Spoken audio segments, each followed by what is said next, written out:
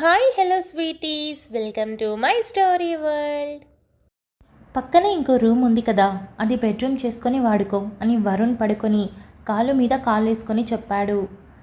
భూమి లేచి గుర్రుగా చూస్తూ ఆ అని అరిచేసి అక్కడి నుండి వెళ్తూ ఒసై సావి వెళ్ళి బ్యాగ్స్ పట్టుకొనిరా అని అనింది. సావి అలాగే అని తల ఊపి వరుణ్ దగ్గరికి వెళ్ళి అన్నయ్య నిజంగా నువ్వు ఉంటావని ఊహించలేదు తెలుసా అని అనింది.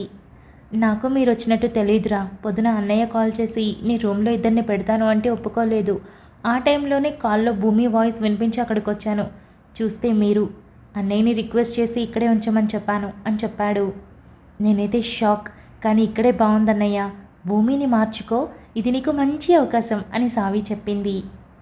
సావి ఒకటి చెప్పు, భూమి ఇదంతా చేయడానికి కారణం నీతో ఏమైనా చెప్పిందా అని వరుణ్ అడిగాడు. లేదన్నయ్య, నాకేం చెప్పలేదు అని సావి మూతి విరిచింది. అవునా, రాకేష్తో పెళ్లి చూపులు జరిగాయంట, నాకొచ్చిన కోపానికి ఇంటికొచ్చి మరీ దీన్ని 4 పీకులు పీకాలనిపించింది అని వరుణ్ అన్నాడు. పాపం దానికి ఇష్టం లేదన్నయ్య, నేను ఇచ్చిన చీర కూడా కట్టుకోలేదు, నగలు పెట్టుకోలేదు, ఎవరితో కూడా మాట్లాడలేదు, అసలు ఒక్క నిమిషం కూర్చొని లోపలికి వెళ్ళిపోయింది అని సావి చెప్పింది. ఏ సావి ఏంటక్కడా, రావా ఇంకా అని భూమి అరిచింది. హా వస్తున్నా. అమ్మో అది అరుస్తుంది, నేను వెళ్తానన్నయ్య, మళ్ళీ మాట్లాడుకుందాం అని సావి అక్కడి నుండి బ్యాగ్స్ తీసుకొని వెళ్ళింది. వరుణ్ చాలా హ్యాపీగా ఫీల్ అయ్యాడు. వెంటనే ఫోన్ తీసి సందీప్కి కాల్ చేసి భూమి సావి వచ్చినట్టు చెప్పాడు. సందీప్ ఏం తెలియనట్టు వాట్ నిజమా, నాకు చాలా హ్యాపీగా ఉందిరా, ఇప్పుడే వస్తున్నా అని ఎగ్జైట్ ఫీల్ అవుతూ కాల్ కట్ చేసి వరుణ్ చాలా హ్యాపీగా ఉన్నాడు. ఈ తింగరి నాకు తెలుసని ఎక్కడ బయటపడుతుందో ఏంటో అని అనుకుని కార్ కీస్ తీసుకొని స్టార్ట్ అయ్యాడు. హాల్లో ఉన్న మేఘ అన్నయ్య ఎక్కడికి అని అడిగింది. వరుణ్ దగ్గరికి అని సందీప్ చెప్పాడు. నేను వస్తానన్నయ్య అని మేఘ అడిగింది. ఎందుకు, వాడు నిన్ను ఇగ్నోర్ చేస్తున్నాడు అని తెలుసు కదా అని సందీప్ అన్నాడు. పర్లేదన్నయ్య, నేను వరుణ్ని మార్చుకోవడానికి ట్రై చేస్తాను అని మేఘ అనింది. అలాగే, ముందు నాన్నని అమ్మని ఒప్పిస్తే మంచిది అని సందీప్ అన్నాడు. ఈరోజు సాయంత్రమే మాట్లాడతానన్నయ్య అని మేఘ అనింది.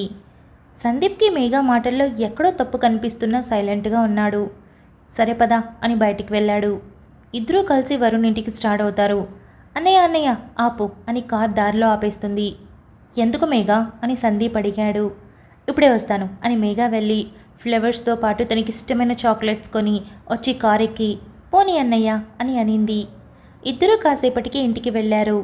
మేఘ దిగి సైడ్ మిర్రర్లో తనని తాను చూసుకొని సూపర్ అని అనుకొని సందీప్తో కలిసి వెళ్ళింది. సందీప్ డోర్ తీసి ఉండడంతో నేరుగా లోపలికి వెళ్ళాడు.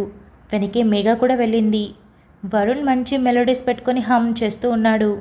ఏంట్రా బాగా హ్యాపీగా ఉన్నావు అని సందీప్ అన్నాడు.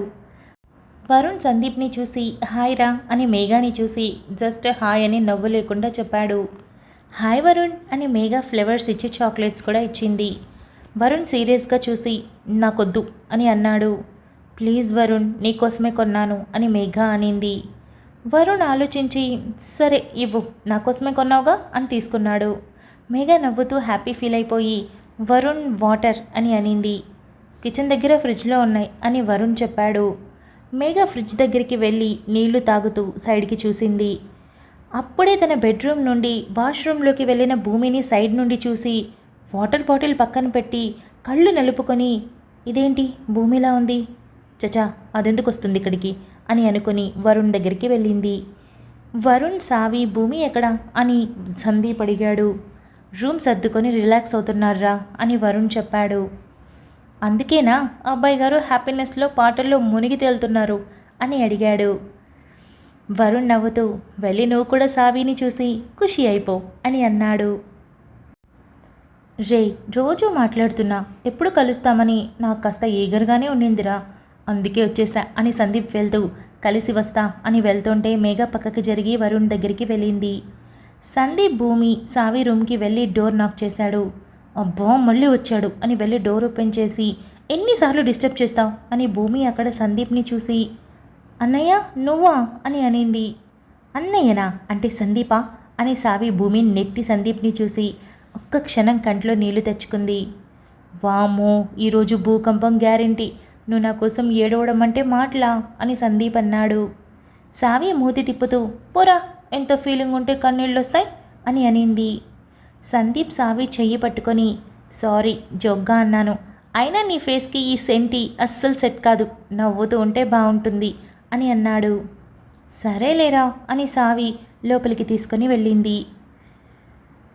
అవును మీరు ఇంట్లో ఏంటి అని సందీప్ అడిగాడు.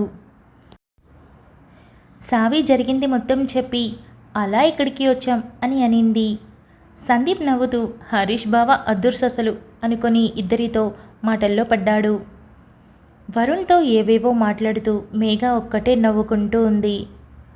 భూమి మేఘ గొంతు విని అన్నయ్య మేఘ వచ్చిందా అని అడిగింది. అవును వరుణ్తో మాట్లాడుతూ ఉంది అని సందీప్ అన్నాడు. సావి కూడా షాక్ అయి భూమి వైపు చూసింది. భూమి లేచి వరుణ్ రూమ్ దగ్గరికి వెళ్ళి ఎంత క్లోజ్ అయిపోయారు అనుకోగానే ఒక క్షణం చాలా బాధగా అనిపించి అది కనపడనివ్వకుండా ఇక్కడ నా బ్యాగ్ ఒకటి కనిపించడం లేదని వచ్చాను అని చెప్పింది. అక్కడ భూమిని చూసి మేఘ పిచ్చ షాక్ అయింది. నువ్వేంటి ఇక్కడ అని అడిగింది. మేము రెంట్ ఇస్తున్నాం సో ఉంటున్నా, నీకేంటి ప్రాబ్లం అని భూమి అక్కడి నుండి వెళ్ళిపోయింది. మేఘ కూడా వెనకే వెళ్ళి సందీప్ సావి అప్పటికే హాల్లో ఉండడంతో మేఘ సావిని కూడా చూసి భూమితో రూమ్లోకి వెళ్ళి ఏంటి ఓవర్ చేస్తున్నావు అని అడిగింది.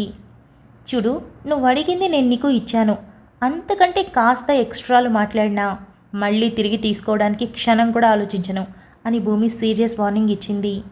మేఘ విసురుగా వెళ్తూ నీ లిమిట్స్లో నువ్వు ఉంటే మంచిది అని అనేసి హాల్లోకి వెళ్ళి అన్నయ్య నేను వెళ్తున్నా, కాస్త నువ్వు కూడా త్వరగా ఇంటికి వస్తే మాట్లాడాల్సింది చాలా ఉంది అని అనేసి విసురుగా వెళ్ళిపోయింది. కాసేపు సందీప్ మాట్లాడి వరుణ్ సావిని అలా బయటికి తీసుకుని వెళ్తాను అని చెప్పి తీసుకెళ్లాడు. ఇంట్లో వరుణ్ భూమి ఎవరి రూమ్లో వాళ్ళు కూర్చొని ఆలోచనల్లో ఉన్నారు. వరుణ్ ఆలోచించి తనని తాను మోటివేట్ చేసుకొని మేఘ ఇచ్చిన ఫ్లేవర్స్ చాక్లెట్స్ తీసుకొని హాల్లో కూర్చొని ఫోన్ చెవి దగ్గర పెట్టుకొని చెప్పు మేఘ, హా అలాగేరా, నీ ఇష్టమే నా ఇష్టం అని అరుస్తూ మాట్లాడాడు. భూమి లేచి రూమ్ బయటకు వచ్చి ఫ్రిడ్జ్ దగ్గర నిలబడి వాటర్ తాగుతూ వింటూ ఉంది. మేఘ నువ్వు ఇంత ప్రేమగా తెచ్చిన చాక్లెట్స్ నేను తినకుండా ఉంటానా చెప్పు అని వరుణ్ నవ్వుతూ మాట్లాడడం చూసి భూమి రగిలిపోతూ ఉంది.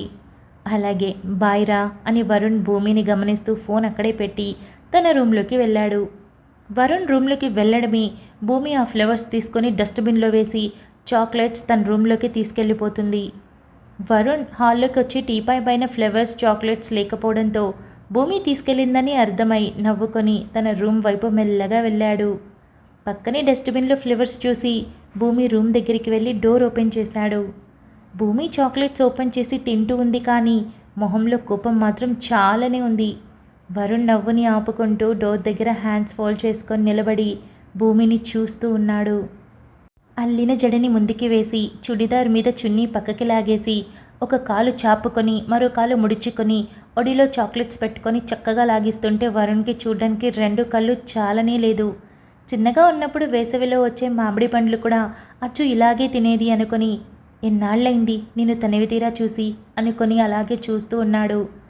చెత్త మొహంది, చెత్త చాక్లెట్స్ తెచ్చి మా బావకిచ్చింది, దీని కడుపులో గడబిడై బాత్రూమ్కి అతుక్కుపోవాలి, నడుస్తూ నడుస్తూ మెట్లు జారిపడి నడ్డి విరగాలి, లేదంటే ఫుడ్లో ఫెవికాల్ కలిసి దాని మూతి అంటుకుపోవాలి అని తిట్టుకుంటూ ఒక చాక్లెట్ నోట్లో ఉండగానే మరోది ఓపెన్ చేసి నోట్లో పెట్టుకుంటూ ఉంది.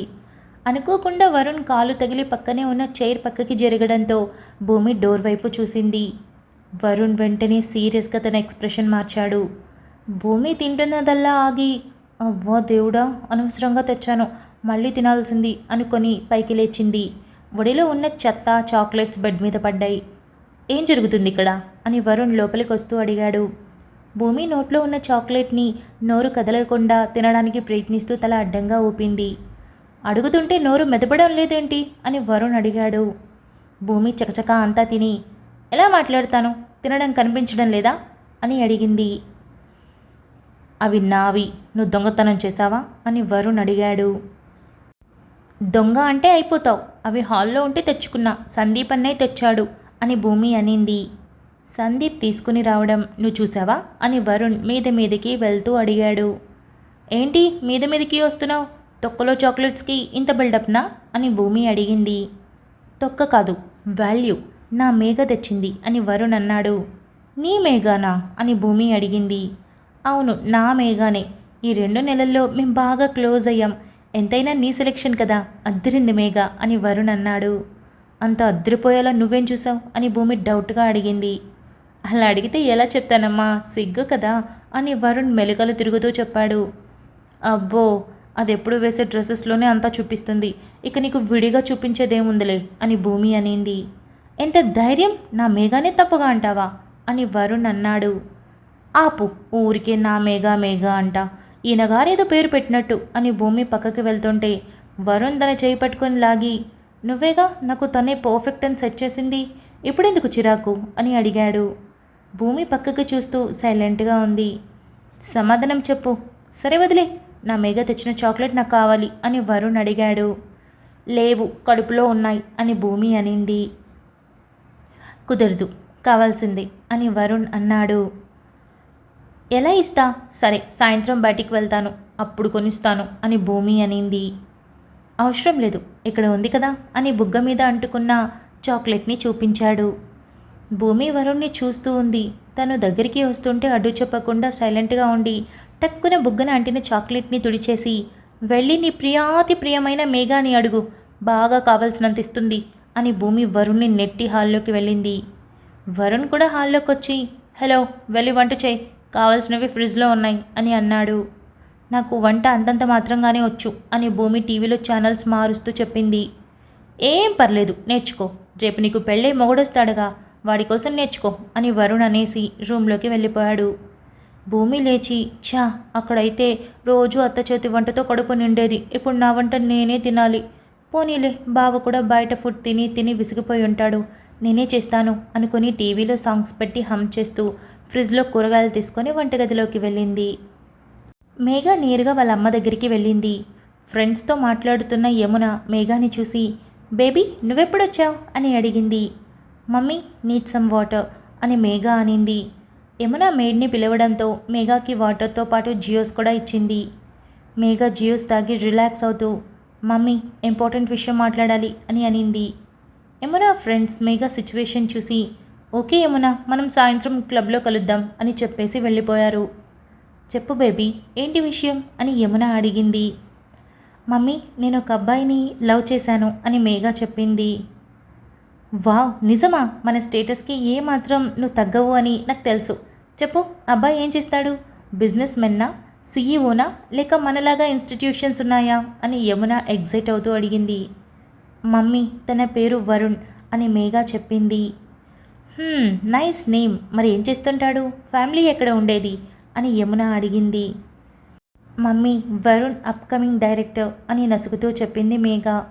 వాట్, అప్కమింగ్నా? అసలు ఎక్కడ ఉంటాడు అని యమున చిరాగ్గా అడిగింది. అది వాళ్ళదొక పల్లెటూరు, ఇక్కడే రూమ్లో రెంట్కి ఉంటాడు అని మేఘ చెప్పింది. మేఘ, ఆర్ యూ మ్యాడ్? ఒక పల్లెటూరు వాడిని ప్రేమించావా? కనీసం సిటీలో కొంప కూడా లేదా? అసలు అలాంటి వాడితో నీకు ప్రేమేంటి అని యమున సీరియస్ అయింది. అమ్మా, వరుణ్ సందీప్ అన్నయ్యతో అబ్రాడ్లో కలిసి చదువుకున్నారు, కావాలంటే అన్నయ్యని అడుగు అని మేఘ అంటూ ఉంటే, షటప్, సందీప్ది మీ నాన్నది ఒకేలాంటి బుద్ధి, పల్లెటూరి పిడకలు, పచ్చడి మెతుకులు బాగా నచ్చుతాయి. నీకేమైంది? అసలు నిన్ను జాబ్ చేయనివ్వకుండా ఉండాల్సింది, అక్కడ రకరకాల వాళ్ళతో కలిసి పనిచేసి వాళ్ళ బుద్ధులే వచ్చాయి అని యమున అనింది. మమ్మీ ప్లీజ్, నేను చెప్పేది క్లారిటీగా విన్న తర్వాత అప్పుడు రిజెక్ట్ చేయి అని మేఘ అనింది. వాట్, నువ్వు చెప్పేది వినాలా? Okay fine, tell me what అని యమున అడిగింది. మేఘ ఏం చెప్పాలి అని డిసైడ్ అయిందో క్లియర్గా యమునకి అంతా చెప్పింది. యమున కాసేపు నిశ్శబ్దంగా ఉండిపోయింది. Thank you so much for listening guys. Update నచ్చినట్టయితే లైక్ చేయండి, షేర్ చేయండి, కమెంట్ చేయండి, అలానే సబ్స్క్రైబ్ చేసుకోండి. వచ్చేసాను ముచ్చట్లకి. ఈ అప్డేట్ ఎలా అనిపించిందో కమెంట్ చేయండి. మొత్తానికి భూమి వరుణ్కి మధ్య కాన్వర్జేషన్స్ స్టార్ట్ అయ్యాయి. వాళ్ళ మధ్య థింగ్స్ అన్నీ నార్మల్ అవ్వాలంటే కొంచెం టైం పడుతుంది కదా, సో మనం కూడా ఎదురు చూద్దాం.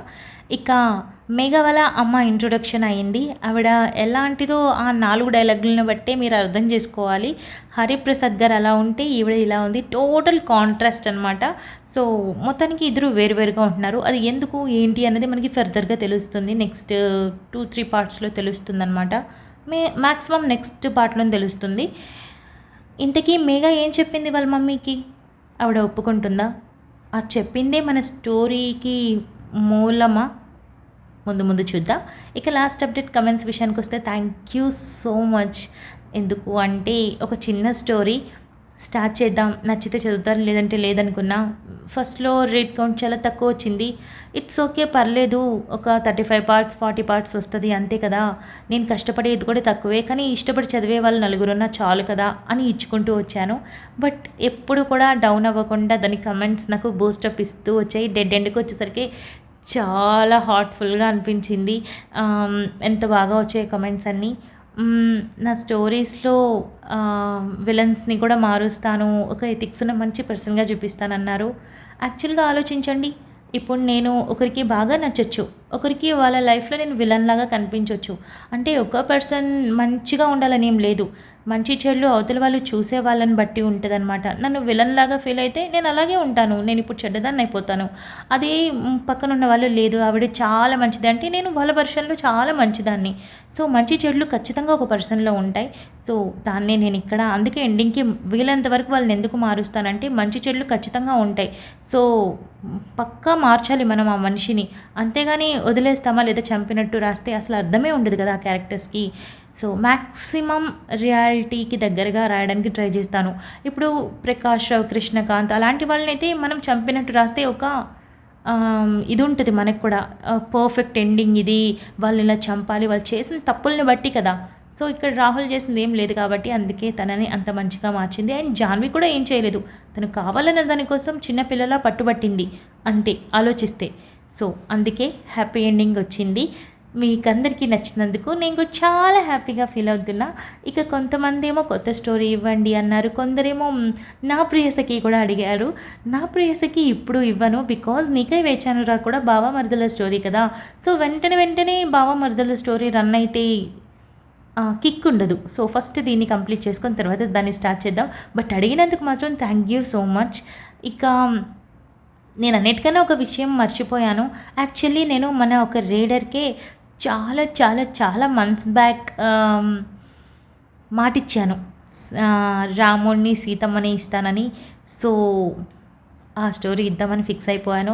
I'm so sorry. కొత్త స్టోరీ అన్నాను కదా, అది కూడా చాలా చిన్న స్టోరీ, ఒక 30 పార్ట్స్ ఉంటుంది. అది తొలి పరవశం కన్నా కూడా చిన్న స్టోరీనే. సో దాన్ని ఏదో ఒక టైంలో ఇవ్వడానికి ట్రై చేస్తాను.